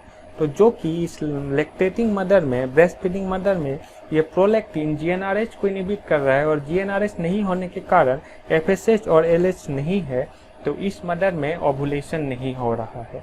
और ओवुलेशन नहीं हो रहा है तो उस मदर का जो मेंस्ट्रुअल साइकिल है वो हार्मोनल रेगुलेशन के कारण उस मदर का मेंस्ट्रुअल साइकिल भी नहीं हो रहा है और ओवुलेशन भी नहीं हो रहा है। तो मेंस्ट्रुअल साइकिल नहीं हो रहा है, इसीलिए हम उसे एमेनोरिया कहते हैं, क्योंकि मेनोरिया कहने का मतलब मेंस्ट्रुअल साइकिल, एमेनोरिया मतलब मेंस्ट्रुअल साइकिल नहीं हो रहा है। और मेंस्ट्रुअल साइकिल नहीं हो रहा है, ओवुलेशन नहीं हो रहा है, ओवम रिलीज नहीं हो रहा है, तो उस वुमेन का प्रेग्नेंट होने का चांसेस बहुत ही कम है। इसीलिए इस नेचुरल मेथड को हम लोग लैक्टेशनल एमेनोरिया कहते हैं, और इस नेचुरल मेथड ऑफ कॉन्ट्रासेप्शन है। तो लैक्टेशनल एमेनोरिया से पूछा जा सकता है, the hormone responsible for lactational amenorrhea is prolactin, which hormone is inhibited in lactational amenorrhea, GnRH. आप कह सकते हैं mechanism of lactational amenorrhea, prolactin GnRH को इनहिबिट करता है, जीएनआरएच नहीं होने के कारण एफएसएच एलएच नहीं है, एलएच सर्ज नहीं हो रहा है, ओवुलेशन नहीं हो रहा है। ये है इसका लैक्टेशनल एमेनोरिया का मैकेनिज्म। लेकिन आपको इस एक बात ध्यान देना पड़ेगा कि लैक्टेशनल एमेनोरिया तभी वैलिड होगा जब वो मदर अपने बेबी को ब्रेस्ट फीडिंग कराएगी, क्योंकि आपको पता है जब वो ब्रेस्ट फीडिंग कराएगी तभी वो रिफ्लेक्स जनरेट होगा, तभी वो बेबी शक करेगा उसके निप्पल को, और तभी ये रिफ्लेक्स जनरेट होगा, और तभी ये प्रोलैक्टिन सिक्रीट होगा। ऐसा नहीं है कि वो मदर अपने बेबी को कुछ और खिला रही है, ब्रेस्ट फीडिंग नहीं करा रही है और वो रिलाई कर रही है लैक्टेशनल एमेनोरिया, तब ये नेचुरल मेथड क्या होगा, फेल हो जाएगा, क्योंकि उस मदर के अंदर प्रोलैक्टिन रिलीज नहीं हो रहा है। तो ये ओनली इफेक्टिव है during exclusive breast feeding. Exclusive breast feeding, exclusive मतलब पूरे अच्छे तरह से BREAST ब्रेस्ट फीडिंग करा रही है, एक्सक्लूसिव ब्रेस्ट फीडिंग करा रहे हैं। और ये इफेक्टिव सिर्फ 6 मंथ तक रहता है। ये भी आपको याद रखना है कि एक्सक्लूसिव ब्रेस्ट फीडिंग भी 6 महीने तक करवाना रहता है, और लैक्टेशनल एमेनोरिया भी वैलिड सिर्फ 6 मंथ तक। हम इस लैक्टेशनल एमेनोरिया के कॉन्सेप्ट पे हम लोग रिलाई कर सकते हैं सिर्फ 6 मंथ तक। तो ये कॉन्सेप्ट आपको याद रखना पड़ेगा। और ये लैक्टेशनल एमेनोरिया का फेलियर रेट भी बहुत ज़्यादा है। जैसे कि मैं बता रहा था कोइटस इंटरप्टस का फेलियर रेट ज़्यादा है, उसी तरह से लैक्टेशनल एमेनोरिया का भी फेलियर रेट ज़्यादा है। इसका मैकेनिज्म को आप समझिए। इसके में क्वेश्चंस क्या पूछे जा सकते हैं आपको, एक तो ये पूछा जा सकता है कि लैक्टेशनल एमेनोरिया कब तक वैलिड रहेगा, 6 मंथ तक, और उस मदर को एक्सक्लूसिव ब्रेस्ट फीडिंग करवाना पड़ेगा। जो हार्मोन रेस्पॉन्सिबल है वो हार्मोन कौन सा है लैक्टेशनल एमेनोरिया के लिए, तो वो प्रोलैक्टिन हार्मोन है। Other method of natural contraception क्या क्या है जो एनसीईआरटी बुक में नहीं दिए गए हैं लेकिन आपको जानना है, वो है सर्वाइकल म्यूकस मेथड, जिसको हम लोग बिलिंग मेथड भी बोलते हैं। बिलिंग्स मेथड, बिलिंग साइंटिस्ट का नाम है बिलिंग्स मेथड। ये नाम ही जानना है आपको, सर्वाइकल म्यूकस मेथड। इसमें सर्विक्स से हम लोग म्यूकोसा को निकालकर, म्यूकस सेक्रेशन को निकालकर हम लोग देखते हैं उस म्यूकस सेक्रेशन का क्वालिटी, और उस म्यूकस सेक्रेशन का क्वालिटी को देख के ही हम पता लगा सकते हैं कि उस वुमेन के अंदर ओवुलेशन हुआ है कि नहीं हुआ है। अगर उससे हम पता लगा ले कि उस वुमेन के अंदर ओवुलेशन हुआ है तो उस समय इंटरकोर्स नहीं करना चाहिए, और अगर ओवुलेशन नहीं हुआ है तो आप उस समय इंटरकोर्स कर सकते हैं। यह है सर्वाइकल म्यूकस मेथड या फिर बिलिंग मेथड। पांचवा जो मेथड है वो है बेसल बॉडी। ये भी एक नेचुरल मेथड है। Basal body temperature method. Basal body temperature method का कॉन्सेप्ट ये है कि ओवुलेशन के समय पे यानी 14 डे के आसपास, जब भी ओवुलेशन हो रहा है उसके आसपास क्या होता है, जो वुमेन है, जो लेडी है, उसका जो टेम्परेचर है वो 1 से 2 डिग्री तक वो बढ़ सकता है। तो रोज सुबह वो वुमेन अपना टेम्परेचर को चेक करते रहेगी, वो एक कांस्टेंट लेवल पे रहेगा। जिस दिन उसका टेम्परेचर 1 से 2 डिग्री ऊपर जा रहा है उस दिन उसे समझ जाना चाहिए कि उस दिन उसका ओवुलेशन हुआ है और उस दिन इंटरकोर्स नहीं करना चाहिए। इसका कॉन्सेप्ट क्या है, प्रोजेस्टेरॉन जो हार्मोन है वो ओवुलेशन के टाइम पे जो रिलीज होता है, जो प्रोजेस्टेरॉन हार्मोन, वो एक थार्मोजेनिक हार्मोन है, मतलब वो बेसल बॉडी टेम्परेचर को बढ़ा देता है, इसीलिए ओवुलेशन के टाइम पे बेसल बॉडी टेम्परेचर बढ़ जाता है। ये बस मैं आपका इंटरेस्ट के लिए बता रहा हूँ, इसका मैकेनिज्म क्या है बेसल बॉडी टेम्परेचर बढ़ने का। और ये सब नेचुरल मेथड ऑफ कॉन्ट्रासेप्शन हुआ। और दूसरा मेथड ऑफ कॉन्ट्रासेप्शन जो भी हम लोग पढ़ने वाले हैं वो है barrier method. Natural method of contraception में हमने क्या क्या पढ़ा, पहले पढ़ा हमने पीरियोडिक एब्स्टिनेंस के बारे में, उसका कॉन्सेप्ट को हमने समझा, क्या होता है पीरियोडिक एब्स्टिनेंस और कौन सा दिन को हम लोग फर्टाइल पीरियड कहते हैं, डे 10 टू डे 17 को हम लोग फर्टाइल पीरियड कहते हैं। हमने कोइटस इंटरप्टस के बारे में पढ़ा, हमने लैक्टेशनल एमिनोरिया के बारे में पढ़ा, हमने सर्वाइकल म्यूकस मेथड के बारे में पढ़ा जिसे हम लोग बिलिंग्स मेथड भी कहते हैं, और लास्ट में जाके हमने बेसल बॉडी टेम्परेचर के बारे में भी पढ़ा। तो ये नेचुरल मेथड, इसमें हम लोग कोई डिवाइस नहीं यूज़ कर रहे हैं, बस जो नॉर्मल फिजियोलॉजी है, जो नॉर्मल प्रोसेस है, उसको जान के हम अपने हैबिट्स को अल्टर कर रहे हैं। तो ये नेचुरल मेथड और ट्रेडिशनल मेथड ऑफ कॉन्ट्रासेप्शन हुआ। अगला जो मेथड है barrier method of contraception, barrier method of contraception. इस बैरियर मेथड ऑफ कॉन्ट्रासेप्शन में हम लोग डिवाइस यूज करेंगे और वो डिवाइस एक कॉन्ट्रासेप्शन की तरह काम करेगा, मतलब वो डिवाइस प्रेगनेंसी को प्रिवेंट करेगा। इंटरकोर्स करने के बाद भी वो डिवाइस प्रेगनेंसी को प्रिवेंट करेगा।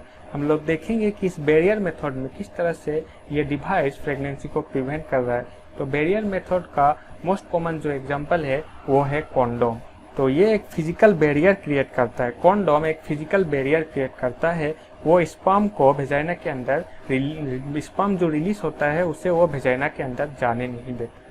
तो एक तरह का फिजिकल बैरियर फॉर्म करता है वो पेनिस के ऊपर, पेनिस को कवर करके, और वो फिजिकल बैरियर को फॉर्म करके वो स्पर्म को वेजाइना के अंदर रिलीज होने नहीं देता है। तो ये एक तरह से फिजिकल बैरियर की तरह काम करता है, फिजिकल बैरियर की तरह काम करता है। तो ये बैरियर मेथड में क्या क्या एग्जांपल आपको जानना है। तो मेल के लिए क्या होता है, मेल के लिए जो फिजिकल बैरियर है वो है कॉन्डोम,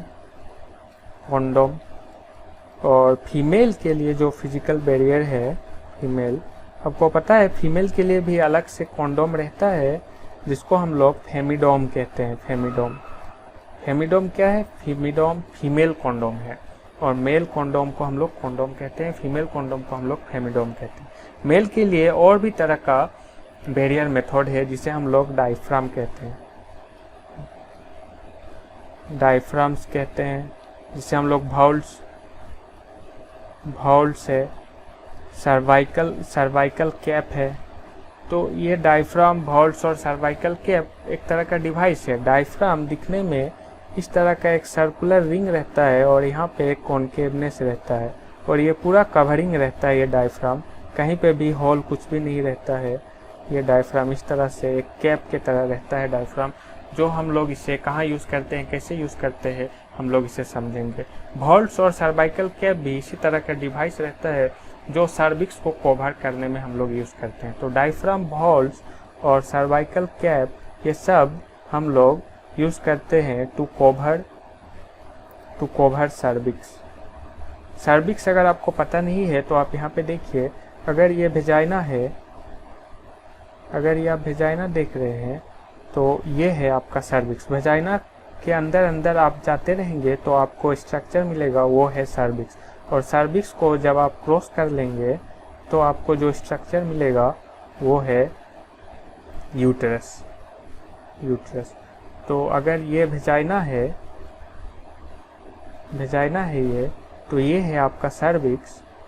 सर्विक्स, और ये है आपका यूट्रस। और यूट्रस के साइड में आपको पता होगा, यूट्रस के साइड में फैलोपियन ट्यूब रहता है, और फैलोपियन ट्यूब एंड हो जाता है और ये फिमरी को बनाता है, और फिमरी से लगा हुआ या फिर उसके क्लोज में जो स्ट्रक्चर रहता है वो है ओवरी। तो ये रेड कलर का जो स्ट्रक्चर है ये ओवरी है, और ये आपका जो ब्लू कलर का जो मैं यहाँ पे दिखा रहा हूँ ये फिमरी है, और ये सब ब्लू कलर का जो स्ट्रक्चर आप यहाँ पे देख रहे हैं ये फैलोपियन ट्यूब है, और ये स्ट्रक्चर जो आप यहाँ पे देख रहे हैं ये यूट्रस है, ये सर्विक्स है, और ये वेजाइना है। तो ये डायफ्राम वॉल्व और सर्वाइकल कैप इस सर्विक्स को कवर करता है। यहाँ पे मैं इसे येलो कलर से बना रहा हूँ, आप समझिए। ये सर्विक्स का जो ओपनिंग है एक ऐसा डिवाइस है जो वेजाइना में इंसर्ट करके इस सर्वाइकल ओपनिंग को कवर कर रहा है, एक रिंग की तरह की स्ट्रक्चर है। तो ये है डायफ्राम वॉल्व्स या फिर सर्वाइकल कैप, जिसे हम लोग वेजाइना में इंसर्ट करके सर्विक्स के ओपनिंग को कवर करते हैं। तो ये सब चीज़ समझने के बाद अब हम लोग कॉन्डोम से रिलेटेड कुछ इंपॉर्टेंट पॉइंट समझते हैं, जो क्वेश्चन कॉन्डोम से रिलेटेड आपसे पूछा जा सकता है। तो सबसे पहला आपको जानना है कि जो कॉन्डोम है वो किस चीज़ से बना रहता है। तो ये रबर ये लेटेक्स से बना रहता है, लेटेक्स या फिर पॉलीयूरेथ्रीन से बना हुआ रहता है, लेटेक्स या फिर पॉलीयूरेथ्रीन से बना रहता है। इसे हम लोग एक बार ही यूज़ करते हैं, ये सिंगल यूज़ के लिए होता है, ऐसा नहीं है कि आप इसे बार बार यूज़ कर रहे हैं, ये सिंगल यूज़ के लिए होता है। ये यूज़र फ्रेंडली होता है, ये प्राइवेसी देता है यूज़ करने वाले इंडिविजुअल को, ये मैं आपको बताया था, ये यूज़र फ्रेंडली होता है, प्राइवेसी देता है। और दो एक्स्ट्रा पॉइंट जो मैं यहाँ पर बता रहा हूँ, ये लेटेक्स या फिर पॉलीयूरेथ्रीन से बना होता है, ये सिंगल यूज़ के लिए होता है। उसके साथ साथ ये प्रिवेंट करता है बहुत सारा सेक्सुअली ट्रांसमिटेड डिसीज़, जिसको हम लोग STD कहते हैं, सेक्सुअली ट्रांसमिटेड इन्फेक्शन को ये प्रिवेंट करता है कॉन्डोम। बहुत सारा सेक्सुअली ट्रांसमिटेड इन्फेक्शन जैसे कि गोनोरिया हो गया, जैसे कि HIV एड्स को भी ये प्रिवेंट करता है, HIV एड्स को भी ये प्रिवेंट करता है ये कॉन्डोम। तो कॉन्डोम कॉन्ट्रासेप्शन होने के साथ साथ इसका कुछ और भी एडवांटेजेस है, जैसे कि ये सेक्सुअली ट्रांसमिटेड डिसीज़ को, एड्स को प्रिवेंट करता है ट्रांसमिट होने से, एक इंडिविजुअल से दूसरे इंडिविजुअल में ट्रांसमिट होने से ये क्या करता है, प्रिवेंट करता है ये कॉन्डोम। और कॉन्डोम का जो ब्रांड है, जो गवर्नमेंट सप्लाई की तरफ से आता है, जो ब्रांड से पॉपुलर है कॉन्डोम, वो है नीरोड ब्रांड से कॉन्डोम का प्रचार होता है और इसका डिस्ट्रीब्यूशन होता है गवर्नमेंट की तरफ से फ्री में। तो ये सब बात कॉन्डोम को लेकर आपको जानना है। फीमेल कॉन्डोम को हम लोग फेमिडोम कहते हैं। ये जो डायफ्राम वॉल्व्स और सर्वाइकल कैप है, मैंने कहा कॉन्डोम को हम लोग सिंगल यूज़ के लिए रख सकते हैं, लेकिन डायफ्राम वॉल्व्स और सर्वाइकल कैप बना हुआ रहता है रबर से, और इसे हम लोग रीयूज़ कर सकते हैं, रीयूसेबल है। ये रबर से बना हुआ डायफ्राम वॉल्व्स और सर्वाइकल कैप, इसे हम लोग रीयूज़ करते हैं, इसे हम लोग सर्विक्स को कवर करने के लिए यूज़ करते हैं। और डायफ्राम वॉल्व्स और सर्वाइकल कैप जब भी हम लोग यूज़ करते हैं इसका एफिकेसी थोड़ा सा कम रहता है, इसीलिए इसे यूज़ करने के साथ साथ हम लोग इसके साथ पे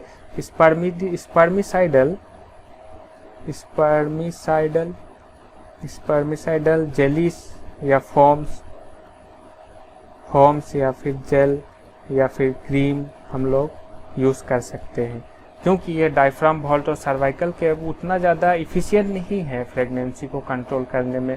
तो अगर हम इसके साथ साथ कुछ और क्रीम, जेल या फिर फॉर्म को यूज़ करेंगे इंटरकोर्स करते समय पे, तो दोनों का इफेक्ट मिल के वो प्रेगनेंसी को कंट्रोल करने सकेगा। जो स्पर्मिसाइडल फॉर्म, जेल, क्रीम है वो स्पर्म को डिस्ट्रॉय कर देगा, और जो भी कुछ स्पर्म बच जाएगा उसको ये डायफ्राम वॉल्व या सर्वाइकल कैप प्रोटेक्ट कर लेगा सर्विक्स के अंदर जाने से। तो इस तरह से प्रेगनेंसी कंट्रोल होगा।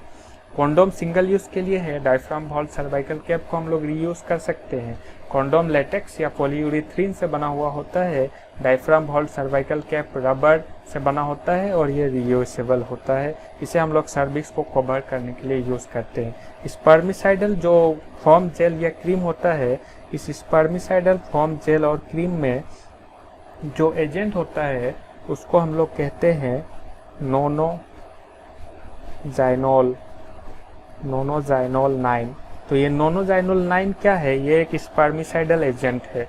आपसे पूछेगा ऑप्शन देखे which one of the following is an spermicidal agent, उसमें आप एक ऑप्शन देखेंगे ये नोनोजाइनोल 9 रहेगा।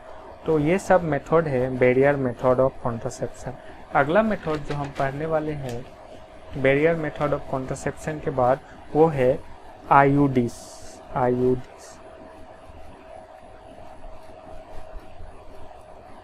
आईयूडीज क्या होता है? आईयूडीज जैसे कि नाम से ही इसका फुल फॉर्म में अगर यहाँ पे लिखूंगा तो ये है इंट्रा यूटेराइन डिवाइसेस। ये भी एक तरह का कॉन्ट्रासेप्टिव डिवाइस है जो यूट्रस के अंदर हम लोग इसे डाल के रखते हैं। वेजाइना से इंसर्ट करके सर्विक्स को पार करके मैं जो डायग्राम बनाया था उसमें आप देख सकते हैं, ये पिछले वाले डायग्राम में। यहाँ पे मैं बताता हूँ आईयूसीडी को कैसे यूज़ करते हैं हम लोग। यहाँ पे आप देख रहे हैं ये सर्विक्स है, ये वेजाइना है। तो आईयूसीडी को हम लोग वेजाइना से इंसर्ट करते हुए सर्विक्स को क्रॉस करते हुए इसको हम लोग यूट्रस में प्लेस कर देते हैं ये डिवाइस को, और यूट्रस में जाके ये अपना काम करता है और प्रेगनेंसी को प्रिवेंट करता है। तो आप समझेंगे कि किस तरह से कॉन्ट्रासेप्टिव डिवाइस प्रेगनेंसी को कंट्रोल करता है, किस तरह से ये कॉन्ट्रासेप्टिव डिवाइस काम करता है। तो मैं आपको यहाँ पे दिखा रहा हूँ ये आईयूसीडीज, या फिर इसको हम लोग आईयूसीडीज भी बोलते हैं, इंट्रा यूटेराइन कॉन्ट्रासेप्टिव डिवाइस, या फिर आईयूडीज इंट्रा यूटेराइन डिवाइसेस। तो ये एक तरह का कॉन्ट्रासेप्टिव डिवाइस है। तो यहाँ पे देखिए अगर ये वेजाइना है, ये सर्विक्स है और ये यूट्रस है, तो किस तरह से हम लोग वेजाइना से इंसर्ट करके ये डिवाइस को किस तरह से हम लोग यूट्रस में पहुंचा देंगे और यूट्रस में जाके ये डिवाइस रह जाएगा। और इस डिवाइस को हम लोग बहुत दिन तक यूज़ कर सकते हैं। ऐसा नहीं है कि ये कुछ ही दिन तक प्रोटेक्शन देता है। ये डिवाइस है 5 ईयर्स 10 ईयर्स तक प्रेगनेंसी को कंट्रोल कर सकता है, और वुमेन को पता भी नहीं चलेगा कि उसके अंदर वो डिवाइस है, और वो ना ही कोई सेक्सुअल डिज़ायर में इंटरफेयर करेगा और ना ही उससे कुछ पता चलेगा, और वो डिवाइस बहुत दिन तक प्रेगनेंसी को कंट्रोल कर पाएगा। तो आप ही सोचिए ऐसा डिवाइस किस में हम लोग यूज़ कर सकते हैं। कोई भी कपल जिसका 1 चाइल्ड है, पहले से उसका एक बच्चा है, उस तरह के कपल में हम लोग इस तरह का डिवाइस यूज़ कर सकते हैं। अगर हमें गैप देना है, पहले बच्चे और दूसरे बच्चे के बीच में 2 साल 3 साल का अगर गैप रखना है, तो उस समय पे हम लोग इस आईयूसीडीज को इंट्रा यूटेराइन कॉन्ट्रासेप्टिव डिवाइस को हम लोग यूज़ कर सकते हैं। तो आपसे पूछा जा सकता है कि which one is the best contraceptive for a couple having 1 child. तो आपका आंसर क्या होगा? क्योंकि गवर्नमेंट बता रहा है कि पहला बच्चा दूसरा बच्चा के बीच 3 साल का गैप होना चाहिए, तो आपके कॉमन सेंस में आना चाहिए कि ऐसा डिवाइस मैं उसे दूंगा जो 3 से 4 साल तक कॉन्ट्रासेप्शन को प्रिवेंट कर सकता है। तो वो है इंट्रा यूटेराइन कॉन्ट्रासेप्टिव डिवाइस। तो इंट्रा यूटेराइन कॉन्ट्रासेप्टिव डिवाइसेस का क्लासिफिकेशन है। पहला जो है वो नॉन मेडिकेटेड हो सकता है। नॉन मेडिकेटेड में एक ही एग्जांपल है लिपिस लूप, और इसे आजकल कोई भी यूज़ नहीं करता है। ये लिपिस लूप नॉन एग्जिस्टेंस हो गया, बस नाम के लिए आपको जानना है। लिपिस लूप एनसीईआरटी में दिया गया है। ये एक नॉन मेडिकेटेड आईयूडी है, non medicated intra uterine devices है। दूसरा जो है और जो मोस्ट कॉमन है वो है कॉपर रिलीसिंग आईयूसीडीज। तो कॉपर रिलीसिंग आईयूसीडीज में 3 तरह का है, एक है कॉपर टी, एक है कॉपर 7 और एक है मल्टीलोड 375 जो आपके एनसीईआरटी के बुक में दिया गया है। कॉपर टी, कॉपर 7 और मल्टीलोड 375।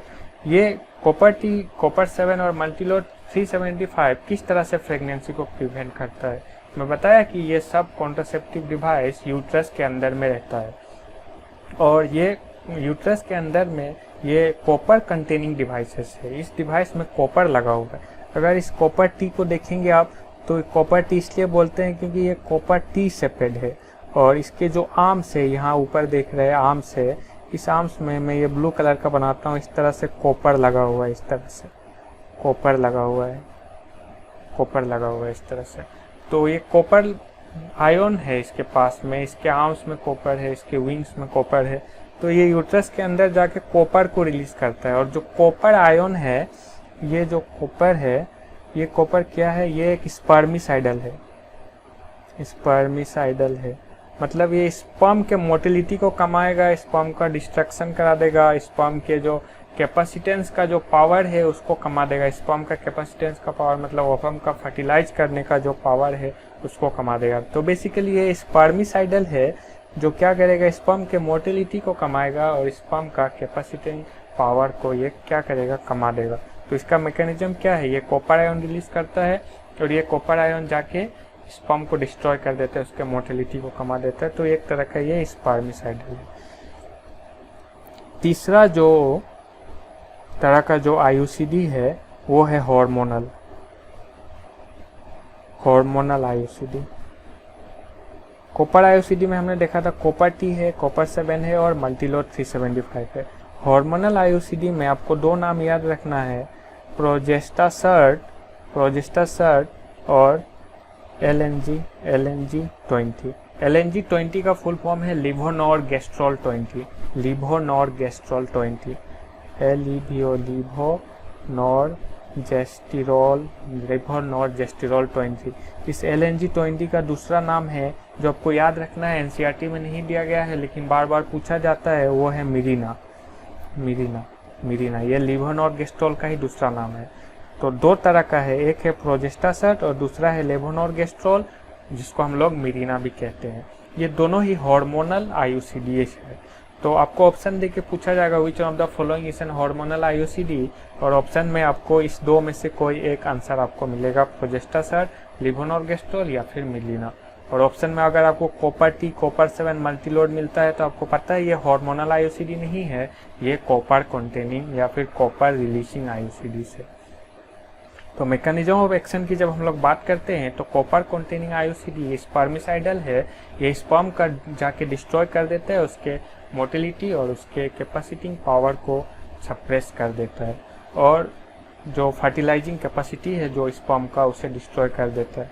और जो हार्मोनल आईयूसीडी को बात करते हैं हम लोग तो ये इम्प्लांटेशन को प्रिवेंट करता है। किस तरह से ये इम्प्लांटेशन को प्रिवेंट करता है, ये तो हार्मोन कंटेनिंग जो आईयूसीडीज है ये क्या करता है, ये सर्वाइकल म्यूकस को बहुत ही ज़्यादा थिक बना देता है। तो सर्विक्स का म्यूकस को ये बहुत ही ज़्यादा थिक बना देता है। आप यहाँ पे देखिए, ये सर्विक्स है और सर्विक्स का जो ओपनिंग है, इसके ओपनिंग के म्यूकस को बहुत ही ज़्यादा थिक बना देता है। और सर्विक्स का म्यूकस जब बहुत ही ज़्यादा थिक होगा तो स्पर्म सर्विक्स को क्रॉस करके ये यूट्रस में नहीं जा पाएगा। तो ये प्रोजेस्टेरॉन जो इसमें रहता है हार्मोन कंटेनिंग आईयूसीडीज में, वो सर्विक्स म्यूकस को ठीक कर देता है, जिससे कि स्पर्म का मोटिलिटी कम हो जाता है, वो पेनिट्रेट नहीं कर पाएगा आसानी से और यूट्रस तक नहीं पहुंच पाएगा। दूसरा जो ये प्रोजेस्टेरॉन करता है वो एंडोमेट्रियम का एट्रोपी कर देता है। एंडोमेट्रियम किसे कहते हैं हम लोग, ये यूट्रस का अगर ये वाल है तो यूट्रस का जो इनर लाइनिंग है, यूट्रस का ये जो कैविटी आप देख रहे हैं यहाँ पे, तो यूट्रस का जो इनर लाइनिंग है, ये इनर लाइनिंग को ही हम लोग एंडोमेट्रियम कहते हैं। तो यूट्रस का इनर लाइनिंग का ये एट्रोपी करा देता है। एट्रोपी कहने का मतलब है कि इसके जो सेल्स है उसको बहुत ही छोटा छोटा कर देता है, और इसके सेल्स का जब एट्रोपी होता है, जब वो छोटा छोटा हो जाता है तो पूरा टिश्यू ही श्रिंक हो जाता है और वो छोटा छोटा हो जाता है और वहाँ पे अब इम्प्लांटेशन नहीं हो सकता है। तो ये हार्मोनल आईयूसीडी का मैकेनिज्म क्या है, ये इम्प्लांटेशन को प्रिवेंट करता है। ये सर्विक्स म्यूकस को ये थिक कर देता है, उसका थिकनेस को बढ़ा देता है ताकि स्पर्म का एंट्री नहीं हो पाए, और ये क्या करता है, इम्प्लांटेशन को प्रिवेंट करता है। ये एंडोमेट्रियम को चेंज करके यूट्रस को इम्प्लांट होने से, यूट्रस में जाइगोट का इम्प्लांटेशन को ये रोकता है। तो और कॉपर कंटेनिंग आईयूसीडीज क्या था, वो एक स्पर्मिसाइडल था, वो स्पर्म को जाके डिस्ट्रॉय कर रहा था। और अगर आपसे पूछे कि इंडिया में most commonly accepted mode of contraception क्या है, तो वो IUDC है मोस्ट कॉमन या फिर most accepted in India. Most accepted in India, ये एक इम्पोर्टेंट क्वेश्चन है और ये आपसे पूछा जा सकता है कि most accepted contraception in India is, तो आपका आंसर क्या होना चाहिए? IUDs, इंट्रा यूट्राइन डिवाइसेस, क्योंकि बहुत दिन तक ये कॉन्ट्रासेप्शन को प्रोवाइड करता है और प्रेगनेंसी को ये कंट्रोल करता है। और ये मैं बताया ये एक बेस्ट कॉन्ट्रासेप्शन है in an women having one child. अगला कॉन्ट्रासेप्शन जो हम डिस्कस करने वाले हैं वो है ओरल कॉन्ट्रासेप्टिव पिल। क्या है ओरल कॉन्ट्रासेप्टिव पिल? ये पहले हमने डिस्कस किया नेचुरल मेथड, फिर हमने डिस्कस किया बैरियर मेथड, फिर हमने डिस्कस किया इंट्रा यूट्राइन कॉन्ट्रासेप्टिव डिवाइसेस। हमने देखा 3 तरह का होता है, एक नॉन मेडिकेटेड लिपिस लूप, वो सिर्फ नाम के लिए है। उसके बाद का जो था वो था कॉपर कंटेनिंग, जिसमें कॉपर टी था। उसके बाद में मल्टीलोड 375 था। उसके बाद में आपका जो हमने देखा वो हार्मोनल IOCDs था, उसमें लेवन और गेस्ट्रोल 20 था, जिसको मिरीना कहते हैं। प्रोजेस्टासर्ट था, वो 2 तरह का था, दोनों का मैकेनिज्म अलग अलग था, कॉपर कंटेनिंग का और ये हार्मोनल IUDs का।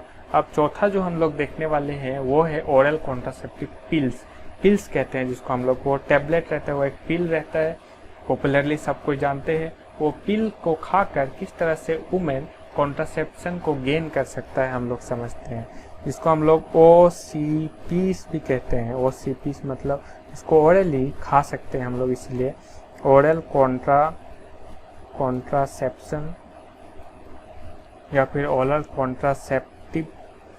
कॉन्ट्रासेप्टिव पिल्स, जिसको हम लोग OCPs भी कहते हैं। तो ये OCPs 2 तरह का हो सकता है। OCPs आपको पता है कि मेंस्ट्रुअल साइकिल के रेगुलेशन में हार्मोन्स का काम होता है। एस्ट्रोजन हार्मोन, प्रोजेस्टेरोन हार्मोन आप सुने होंगे। मेंस्ट्रुअल साइकिल पे एक अलग टॉपिक है, वहाँ पे जाके आप डिटेल में पढ़ सकते हैं मेंस्ट्रुअल साइकिल, जब वो टॉपिक अपलोड होगा तो। लेकिन अभी आपको मैं बता रहा हूँ हार्मोन्स में ये जो प्रोजेस्टेरोन हार्मोन्स है और जो एस्ट्रोजन हार्मोन्स है, ये मेंस्ट्रुअल साइकिल का अलग अलग फेज में रहता है। तो OCP को भी हम लोग हार्मोन्स के रूप में यूज़ करते हैं, हार्मोन्स को भी हम लोग OCP के रूप में यूज़ करते हैं। वो हार्मोन्स को देख के हम लोग कॉन्ट्रासेप्शन को गेन कर सकते हैं। किस तरह से वो भी हम लोग अभी समझेंगे। तो जो कॉन्ट्रासेप्शन में हार्मोन्स का यूज़ होता है उसको हम लोग हार्मोनल OCP बोलते हैं, या फिर उसको हम लोग ये जो एस्ट्रोजन जो प्रोजेस्टेरोन है ये एक स्टेरॉइड हार्मोन है, क्योंकि ये कोलेस्ट्रॉल से बन के आ रहा है, इसलिए ये एक स्टेरॉइड हार्मोन है। तो इसको हम लोग स्टेरॉइडल कॉन्ट्रासेप्टिव या फिर हार्मोनल कॉन्ट्रासेप्टिव का एक कैटेगरी में बांट सकते हैं। जो OCP में एस्ट्रोजन प्रोजेस्टेरोन है वो एक स्टेरॉइडल OCP है या फिर वो एक हार्मोनल OCP है। और जो OCP में एस्ट्रोजन प्रोजेस्टेरोन नहीं है, कुछ और चीज़ है, वो OCP को हम लोग नॉन स्टेरॉइडल या फिर नॉन हार्मोनल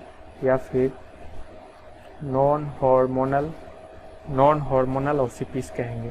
तो नॉन हार्मोनल OCPs में एक ही नाम है जो आपको याद रखना है, वो है सहेली। सहेली को CDRI central drug research institute जो लखनऊ में है, लखनऊ में जो है उसने डेवलप किया था, CDRI लखनऊ में। और सहेली को ये एक वंस वीकली पिल है। हम लोग पढ़ेंगे स्टेरॉइडल हार्मोन जो है वो डेली खाना पड़ता है, कितना दिन तक खाना पड़ता है, कैसे खाना पड़ता है, डेली खाना पड़ता है। लेकिन जो सहेली है CDRI लखनऊ में जो डेवलप हुआ था वो वंस वीकली पिल है, हफ्ते में एक बार ही खाना पड़ता है। ये वंस वीकली पिल है, हफ्ते में एक बार ही खाना पड़ता है कॉन्ट्रासेप्शन के लिए। लेकिन जो स्टेरॉइडल हार्मोन्स जो हम लोग पढ़ेंगे और स्टेरॉइडल OCP वो रोज ही खाना पड़ता है, किस तरह से खाना पड़ता है हम लोग पढ़ेंगे। लेकिन सहेली जो CDRI लखनऊ में डेवलप हुआ था ये एक वंस वीकली पिल है। और सहेली, ये ड्रग का नाम पहले सहेली था, अभी इस ड्रग का नाम छाया है।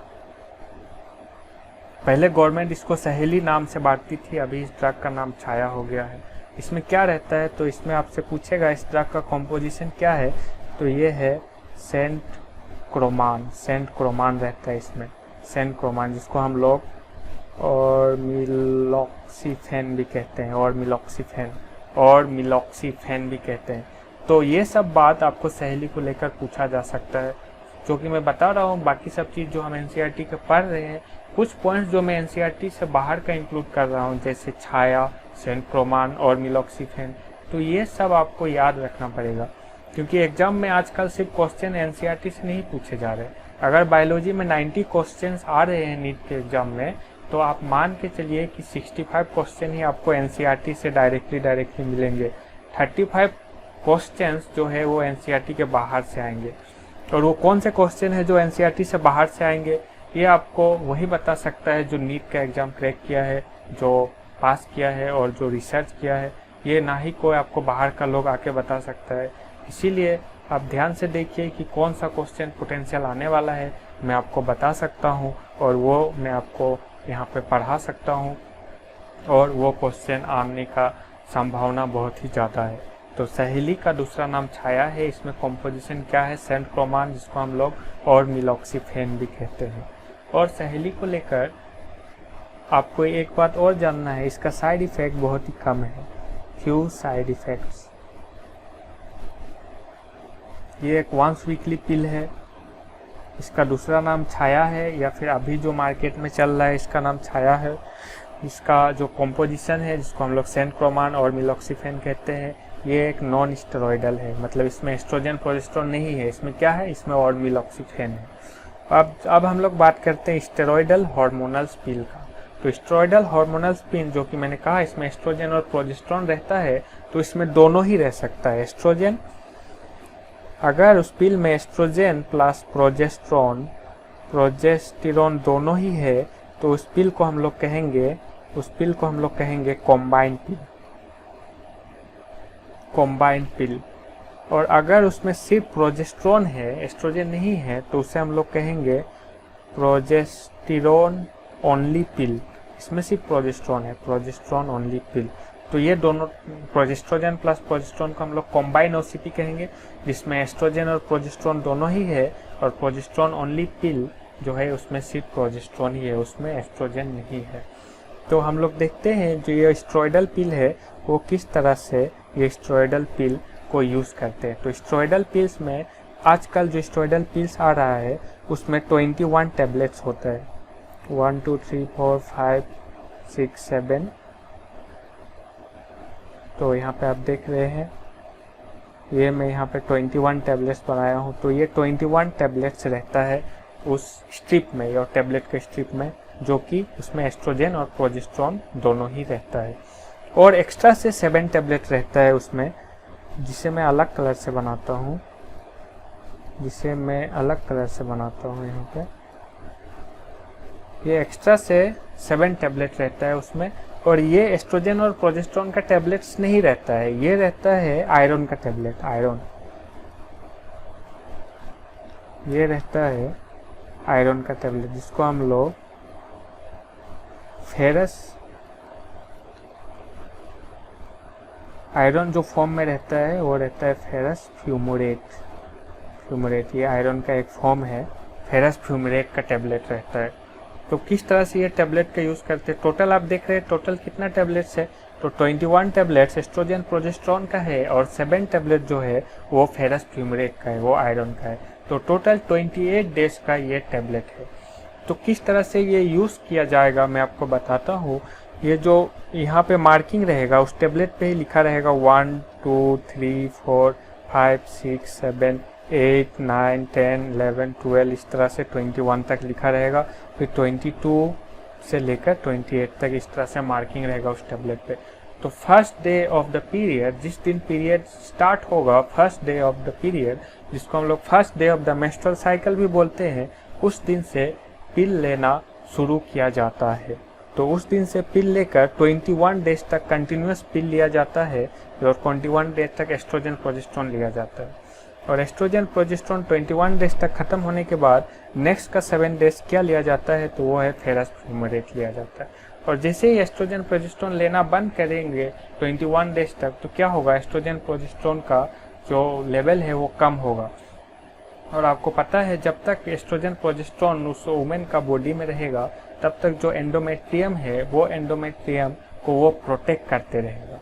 लेकिन जैसे ही आप प्रोजेस्टेरोन लेना बंद करेंगे 21 डेज में, तो क्या होगा? 22 डेज, 23 डेज, 24 डेज प्रोजेस्टेरोन का जो कॉन्सेंट्रेशन है आपके बॉडी में वो कम होते जाएगा। अब एंडोमेट्रियम को प्रोटेक्ट करने के लिए, एंडोमेट्रियम को सपोर्ट करने के लिए प्रोजेस्टेरोन नहीं है, तो क्या होगा? वो एंडोमेट्रियम का शेडिंग होगा। तो क्या होगा, मेंस्ट्रुअल ब्लड फ्लो होगा या फिर पीरियड्स होगा। तो 22 से 28 डेज के बीच में कभी भी पीरियड शुरू हो सकता है, और जिस दिन से पीरियड शुरू होगा उस दिन से आप फिर एक नया स्ट्रिप लेंगे और डे 1 से आप शुरू करेंगे। तो इस तरह से OCP लिया जाता है। इतना डिटेल्स में आपको नहीं पूछा जाएगा, आपको ये पूछा जा सकता है कि एस्ट्रोजन प्रोजेस्टेरोन का कितना टैबलेट रहता है, तो वो 21 टैबलेट रहता है। और 2 एस्ट्रोजन प्रोजेस्टेरोन का टैबलेट लेने का, 2 स्ट्रिप लेने का बीच में गैप कितना दिन रह सकता है, तो वो 7 डेज गैप देख सकते हैं आप यहाँ पे। और उस 7 डेज में क्या टैबलेट यूज़ किया जाता है, तो वो फेरस फ्यूमरेट है। ये कंटिन्यूटी को मेंटेन करने के लिए यूज़ किया जाता है, क्योंकि वुमेन को आप बोलेंगे कि 21 डेज तक टैबलेट खाए, फिर रुके, ब्लीडिंग हो, फिर से नया से शुरू करे पैकेट, तो उस तरह से वो भूल भी सकती है। इसलिए कंटिन्यूटी को मेंटेन करने के लिए उसे थोड़ी पता है कि हम उसे एस्ट्रोजन प्रोजेस्टेरोन किस दिन दे रहे हैं, किस दिन फेरस फ्यूमरेट दे रहे हैं।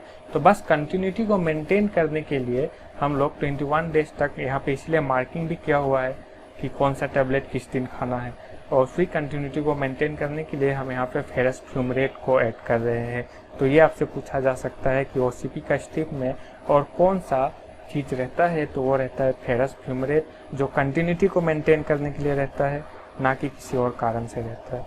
तो अभी हम लोग समझते हैं ये जो OCPs है, इस OCPs का मैकेनिज्म ऑफ एक्शन क्या है, किस तरह से ये OCP काम करता है, एक्शन क्या है इसका, किस तरह से ये OCP काम करता है। तो ये सबसे पहला बेस्ट आंसर होगा, OCP जो काम करता है ये इनहिबिट करता है ये ओवुलेशन को। किस तरह से ये ओवुलेशन को इनहिबिट करता है मैं आपको बताता हूँ। जो SCP जो है उसमें एस्ट्रोजन प्लस प्रोजेस्टेरोन दोनों ही रहता है, और आपको पता है ये प्रोजेस्टेरोन जो रहता है ये LH हार्मोन को जाके इनहिबिट करता है, ल्यूटिनाइजिंग हार्मोन को जाके रिलीज ये इनहिबिट करता है। और ल्यूटिनाइजिंग हार्मोन को जब ये इनहिबिट करेगा तो क्या होगा, उस वुमेन में क्या होगा, LH सर्ज नहीं होगा। और आपको पता है LH सर्ज नहीं होगा तो क्या नहीं होगा, ओवुलेशन नहीं होगा।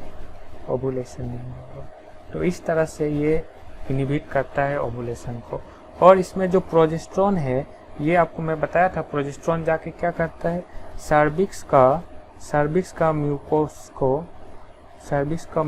को अल्टर कर देता है, मतलब वो जाके सर्विक्स का म्यूकस को ठीक कर देता है। तो सर्विक्स म्यूकस ठीक होने के कारण भी क्या होता है, स्पर्म का पेनिट्रेशन नहीं हो पाता है। तो इस तरह से OCP काम करता है। लेकिन अगर आपसे एक ही ऑप्शन दिया गया है और वो है इनहिबिट ओवुलेशन, तो आप उसी को सिलेक्ट करेंगे, इनहिबिट ओवुलेशन को सिलेक्ट करेंगे।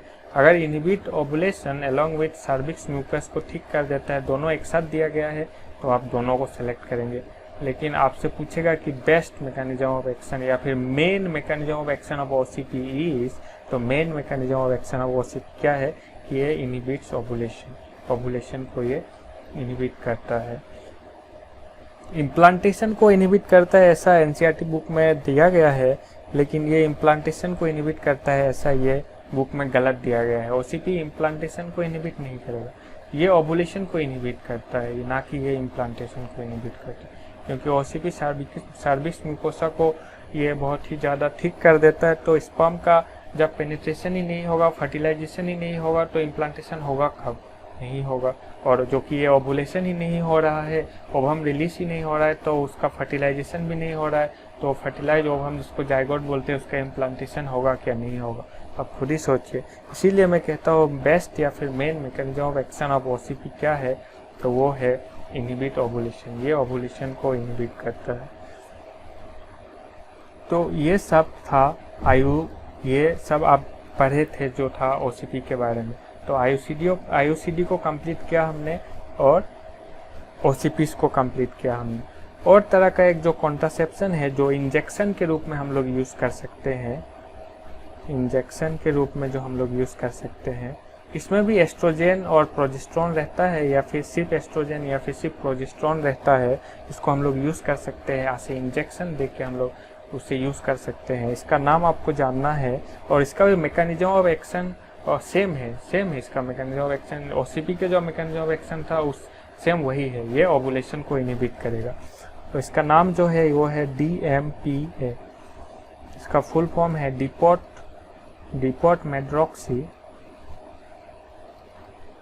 मेड्रॉक्सी प्रोजेस्टेरोन एसीटेट। और एक है जिसको हम लोग कहते हैं NET-EN। तो NET-EN भी एक इंजेक्टेबल क्या है, कॉन्ट्रासेप्शन है। इसको हम लोग इंजेक्शन के रूप में दे सकते हैं और इस बहुत ये कितना दिन तक इफेक्टिव रहता है, तो DMPA जो है ये 2 महीने तक इफेक्टिव रहता है। अगर ये इंजेक्शन देने के बाद 2 महीने तक वो वुमन प्रेग्नेंट नहीं होगी, तो एक अच्छा मोड और एक्सेप्टेबल मोड है और इंडिया में बहुत ही ज़्यादा फेमस हो रहा है। अनमेरिड कपल्स में भी ये बहुत ही ज़्यादा यूज़ किया जाता है DMPA, डिपोट मेड्रॉक्सी प्रोजेस्टेरोन एसीटेट। और NET-EN जिसको हम लोग कहते हैं नॉरइथिनॉन एनेंशिएट।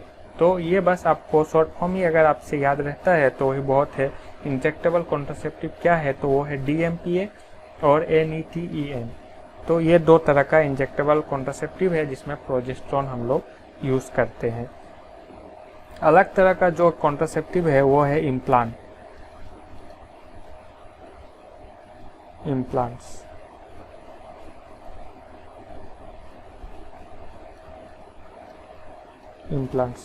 का एग्जांपल है नॉट प्लांट।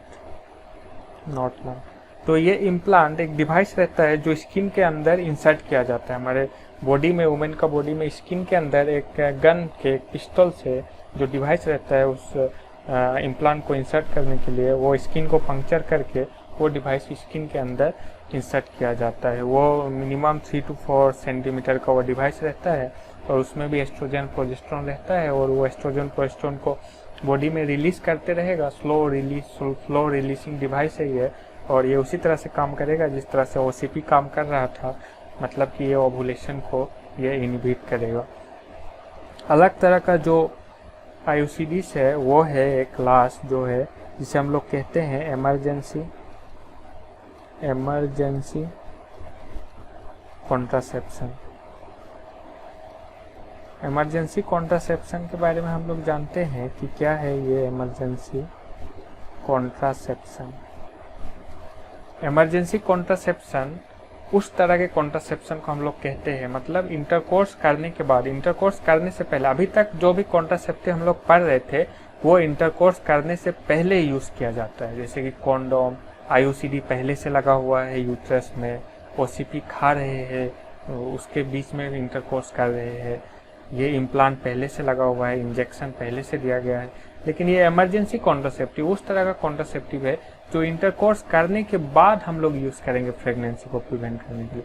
इंटरकोर्स करने के बाद हो सकता है इंटरकोर्स करने के बाद उसे याद आया कि मैंने 13 डे पे किया या फिर 10 डे से 17 डे के बीच में इंटरकोर्स किया, या फिर प्रेग्नेंट होने का चांसेस बहुत ज़्यादा है।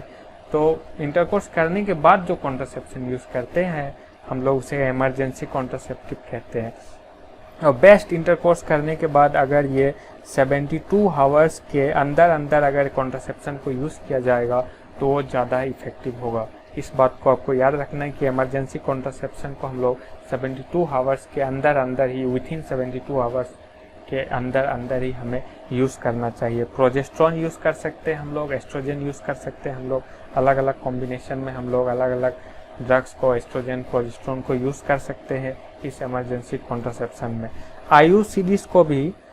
IUCDs या फिर IUDs, इंट्रायूट्राइन डिवाइस को भी हम लोग इमरजेंसी कॉन्ट्रासेप्टिव के रूप में यूज़ कर सकते हैं। कौन सा IUDs को हम लोग यूज़ कर सकते हैं, तो वो है कॉपर को हम लोग, कॉपर कंटेनिंग IUCDs को हम लोग इमरजेंसी कॉन्ट्रासेप्टिव के रूप में हम लोग क्या कर सकते हैं, यूज़ कर सकते हैं। कितने दिन तक, तो ये 5 डेज तक यूज़ किया जा सकता है। अनप्रोटेक्टेड इंटरकोर्स करने के 5 डेज तक ये डिवाइस को हम लोग यूज़ कर सकते हैं प्रेगनेंसी को प्रिवेंट करने के लिए। तो IUDs भी इमरजेंसी कॉन्ट्रासेप्शन के रूप में यूज़ कर सकते हैं, OCP भी इमरजेंसी कॉन्ट्रासेप्शन के रूप में यूज़ कर सकते हैं, और बहुत अलग तरह का जो टेबलेट्स आता है उसे हम लोग यूज़ कर सकते हैं। आपको ये जानना है कि इमरजेंसी कॉन्ट्रासेप्टिव 72 आवर्स के अंदर यूज़ किया जाता है। IUDs को हम लोग यूज़ कर सकते हैं कि नहीं इमरजेंसी कॉन्ट्रासेप्शन में, तो कर सकते हैं। कौन से IUDs को, तो कॉपर कंटेनिंग IUDs को। बाकी जो ड्रग रहता है इमरजेंसी कॉन्ट्रासेप्शन में उसमें क्या क्या रहता है, तो उसमें एस्ट्रोजन भी रह सकता है, एस्ट्रोजन प्रोजेस्टेरोन भी रह सकता है, या फिर दोनों ही रह सकते हैं। तो ये था इमरजेंसी कॉन्ट्रासेप्शन के बारे में। अब हम लोग लास्ट टॉपिक पे जाते हैं, वो है सर्जिकल मेथड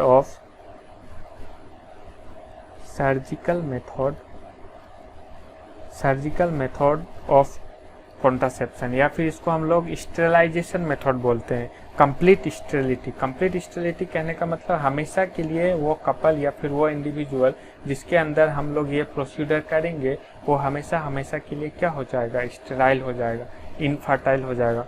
वो फिर फ्यूचर में जाके कभी भी वो चाइल्ड को जन्म नहीं दे सकता है। वो उसके अंदर जो स्पर्म होगा वो स्पर्म कभी भी रिलीज नहीं होगा। मेल के अंदर और फीमेल के अंदर वो जो ओवम होगा वो ओवम रिलीज होगा, लेकिन वो ओवम कभी भी यूट्रस तक नहीं पहुंचेगा। हम लोग समझेंगे सब बात को। ये एक टर्मिनल मेथड है, इसलिए एक आइडियल कॉन्ट्रासेप्टिव नहीं है। मैंने कहा था आइडियल कॉन्ट्रासेप्टिव वही है जो रिवर्सिबल होगा, ये तो बिल्कुल ही रिवर्सिबल नहीं है।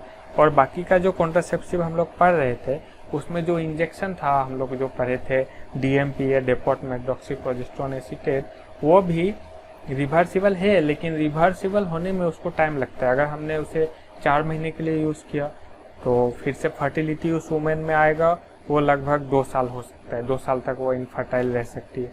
2 साल के बाद ही फिर वापस से वो प्रेग्नेंट हो सकती है। तो वो एक रिवर्सिबल था, लेकिन वो देर से रिवर्सिबल था। तुरंत ही रिवर्सिबल, आइडियल कॉन्ट्रासेप्टिव को तुरंत ही रिवर्सिबल हो जाना चाहिए। जैसे ही हम उसे बंद करेंगे, या फिर 2 महीने के लिए वो वैलिड था तो नॉर्मली तो 2 महीने के लिए हम उसका वैलिडिटी लेके चलते हैं DMPA का, लेकिन वो ज़्यादा दिन तक काम कर जाता है, इसीलिए वो आइडियल कॉन्ट्रासेप्टिव नहीं है। सर्जिकल मेथड भी आइडियल कॉन्ट्रासेप्टिव नहीं है, क्योंकि ये तो कंप्लीट स्टेरिलिटी करा देता है, ये बिल्कुल ही रिवर्सिबल नहीं है। इसीलिए हम लोग इसको टर्मिनल मेथड कहते हैं। तो सर्जिकल कॉन्ट्रासेप्शन में 2 आता है, मेल के लिए अलग और फीमेल के लिए अलग। हम लोग पहले मेल के लिए समझते हैं। मेल के लिए जो कॉन्ट्रासेप्शन सर्जिकल मेथड, जो टर्मिनल मेथड, जो स्टेरिलाइजिंग मेथड है, स्टेरिलाइजेशन का जो मेथड है वो क्या है, तो वो है भासेक्टोमी। क्या है ये भासेक्टोमी? भास डिफरेंस को काट देते हैं हम लोग। यहाँ पे देखिए ये टेस्टिस है, तो टेस्टिस से लगा हुआ यहाँ पे एपिडिडाइमिस निकल रहा है, एपिडिडाइमिस से यहाँ पे भास डिफरेंस बन रहा है, और भास डिफरेंस है, ये टेस्टिस है, तो ये एपिडिडाइमिस है, और भास डिफरेंस से यहाँ पे आके ये इजाकुलेटरी डक्ट बन के ये पेनिस से ये यहाँ पे से ये रिलीज हो रहा है। तो ये अगर आपका ये एपिडिडाइमिस है, और ये आपका क्या है, भास डिफरेंस है। ये इस साइड का भास डिफरेंस है, इस साइड का एपिडिडाइमिस है।